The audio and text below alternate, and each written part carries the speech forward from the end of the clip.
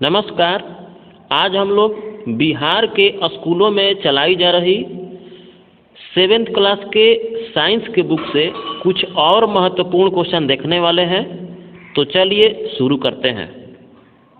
Question number 1 है, वह मिट्टी जिसमें बड़े और छोटे कणों की मात्रा लगभग समान हो कहलाती हैं। ऑप्शन ए बलुई मिट्टी, ऑप्शन बी चिकनी मिट्टी, ऑप्शन सी दोमट मिट्टी और ऑप्शन डी है इनमें से कोई नहीं। तो देखिए, बलुई जो मिट्टी होता है इसमें बड़े कणों का जो अनुपात है वो अधिक होता है, और जो चिकनी मिट्टी होती है उसमें जो छोटे छोटे कण होते हैं उसका अनुपात जो है ना अधिक होता है। ठीक है। और जो दोमट मिट्टी होती है इसमें बड़े और छोटे कणों की जो मात्रा होती है लगभग समान होती है। इस प्रकार इस क्वेश्चन का सही आंसर जो है ऑप्शन सी हो जाएगा। ठीक है। नेक्स्ट क्वेश्चन 2 है, पौधों में जल का संवहन किसके द्वारा होता है। Option A phloem, option B xylem, option C chlorophyll और ऑप्शन डी है इनमें से कोई नहीं।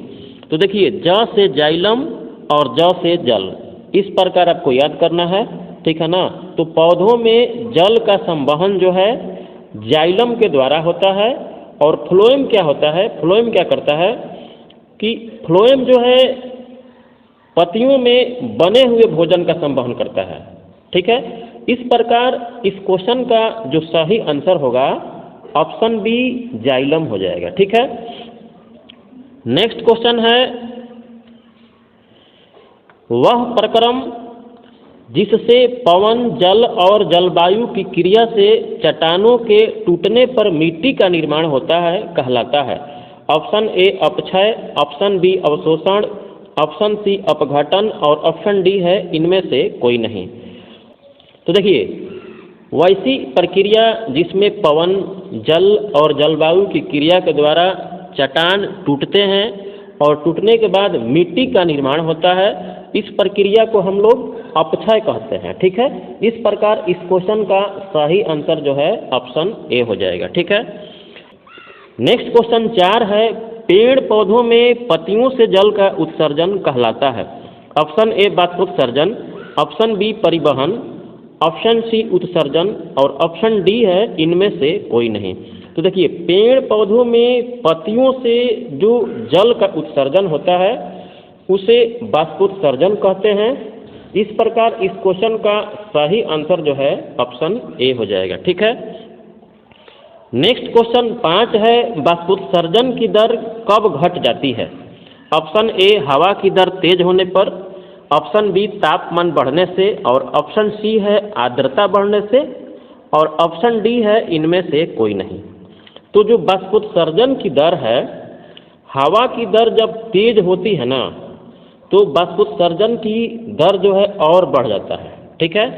और जब टेम्परेचर बढ़ता है यानी कि जब तापमान बढ़ता है उस सिचुएशन में भी बाष्पोत्सर्जन की दर बढ़ जाती है। ठीक है ना। और आर्द्रता जब बढ़ती है ना उस सिचुएशन में बाष्पोत्सर्जन का जो दर होता है वो घट जाता है। ठीक है। इस प्रकार इस क्वेश्चन का जो सही आंसर है ऑप्शन सी हो जाएगा। ठीक है। नेक्स्ट क्वेश्चन 6 है, अमीबा किसके माध्यम से सांस लेते हैं। ऑप्शन ए कोशिका भित्ति से, ऑप्शन बी कोशिका झिल्ली से, ऑप्शन सी पदार्थ से और ऑप्शन डी है रितिका से। तो अमीबा जो है कोशिका झिल्ली के माध्यम से सांस लेते हैं। इस प्रकार इस क्वेश्चन का जो सही आंसर होगा ऑप्शन बी हो जाएगा। ठीक है। नेक्स्ट क्वेश्चन 7 है, केंचुए श्वसन करते हैं। ऑप्शन ए फेफड़े से, ऑप्शन बी है आंत से और ऑप्शन सी है त्वचा से और ऑप्शन डी है क्लोन से। तो जो केंचुए जो होते हैं ना वो त्वचा से सांस लेते हैं। इस प्रकार इस क्वेश्चन का जो सही आंसर होगा ऑप्शन सी हो जाएगा। ठीक है। नेक्स्ट क्वेश्चन 8 है, मछली का श्वसन अंग है। ऑप्शन ए फेफड़ा, ऑप्शन बी श्वास रंध्र, ऑप्शन सी त्वचा और ऑप्शन डी है गलफड़ा। तो मछली का श्वसन अंग जो है गलफड़ा होता है ना। इसे गिल्स भी कहा जाता है। इस प्रकार इस क्वेश्चन का सही जो आंसर है ऑप्शन डी हो जाएगा। ठीक है। नेक्स्ट क्वेश्चन 9 है, ऐसे लेंस जो किनारों की अपेक्षा बीच में मोटे हो कहलाते हैं। ऑप्शन ए अवतल लेंस, ऑप्शन बी उत्तल लेंस, और ऑप्शन सी है आवर्धक लेंस, और ऑप्शन डी है बी और सी दोनों। तो देखिए, ऐसे लेंस जो किनारों की अपेक्षा बीच में मोटे हो, ठीक है ना, क्या हो, बीच में मोटे हो, इस प्रकार हो, तो इस प्रकार के लेंस को उत्तल लेंस कहते हैं। और आवर्धक लेंस का ही दूसरा नाम उत्तल लेंस है, ठीक है ना। इस प्रकार इस क्वेश्चन का सही जो आंसर होगा ऑप्शन डी, बी और सी होगा। और जो अवतल लेंस होता है, जो अवतल लेंस होता है ये इस प्रकार होता है, ये जो है इस प्रकार होता है, ये किनारे पे मोटा होता है और बीच में पतला होता है, ठीक है ना। इस प्रकार इस क्वेश्चन का जो सही आंसर है ऑप्शन डी हो जाएगा, ठीक है। नेक्स्ट क्वेश्चन 10 है, समतल दर्पण के सामने 10 मीटर की दूरी पर कोई वस्तु रखा गया है, तो उसका प्रतिबिंब कितना दूर बनेगा। Option A 10 meter, option B है 20 मीटर, और ऑप्शन सी है 5 मीटर, और ऑप्शन डी है इनमें से कोई नहीं। तो देखिए, जो समतल दर्पण होता है उसमें अगर हम समतल दर्पण के सामने 10 मीटर की दूरी पर खड़े रहेंगे तो उसका जो प्रतिबिंब है दर्पण के पीछे उतना ही दूरी पर बनेगा, ठीक है। इस प्रकार इस क्वेश्चन का जो सही आंसर होगा ऑप्शन ए 10 मीटर हो जाएगा, ठीक है। अब चलते हैं अगले क्वेश्चन की ओर। नेक्स्ट क्वेश्चन 11 है, समतल दर्पण में बना प्रतिबिंब होता है।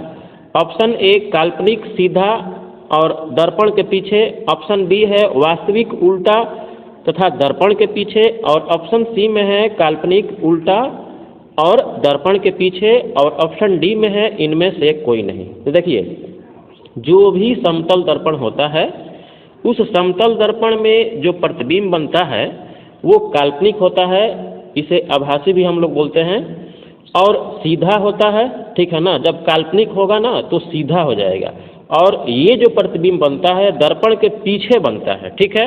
इस प्रकार इस क्वेश्चन का जो सही आंसर होगा ऑप्शन ए हो जाएगा, ठीक है। नेक्स्ट क्वेश्चन 12 है, श्वेत प्रकाश कितने रंगों का मिश्रण है। ऑप्शन ए 2, ऑप्शन बी 3, और ऑप्शन सी है 7, और ऑप्शन डी है इनमें से कोई नहीं। तो देखिए, श्वेत प्रकाश जो होता है वो 7 रंगों का मिश्रण होता है। इस प्रकार इस क्वेश्चन का जो सही आंसर होगा, ठीक है ना, जो सही आंसर होगा ऑप्शन सी 7 हो जाएगा, ठीक है। नेक्स्ट क्वेश्चन 13 है, परागण किसके द्वारा होता है। ऑप्शन ए जल, ऑप्शन बी वायु, ऑप्शन सी है कीट, और ऑप्शन डी है उपरोक्त में सभी। तो देखिए, परागण जो है ना जल, वायु और कीट, इन तीनों से होता है। इस प्रकार इस क्वेश्चन का सही आंसर जो है ऑप्शन डी हो जाएगा, ठीक है। नेक्स्ट क्वेश्चन है, नर तथा मादा युग्मकों का मिलना कहलाता है। ऑप्शन ए परागण, ऑप्शन बी निषेचन, ऑप्शन सी जनन, और ऑप्शन डी है इनमें से कोई नहीं। तो देखिए, नर तथा मादा के युग्मकों का मिलना निषेचन कहलाता है। इस प्रकार इस क्वेश्चन का सही जो आंसर होगा ऑप्शन बी हो जाएगा, ठीक है। नेक्स्ट क्वेश्चन 15 है, पौधा का जनन अंग है। ऑप्शन ए तना, ऑप्शन बी जड़, ऑप्शन सी फूल, और ऑप्शन डी है पत्ती। तो देखिए, पौधा का जनन अंग पुष्प यानी फूल होता है।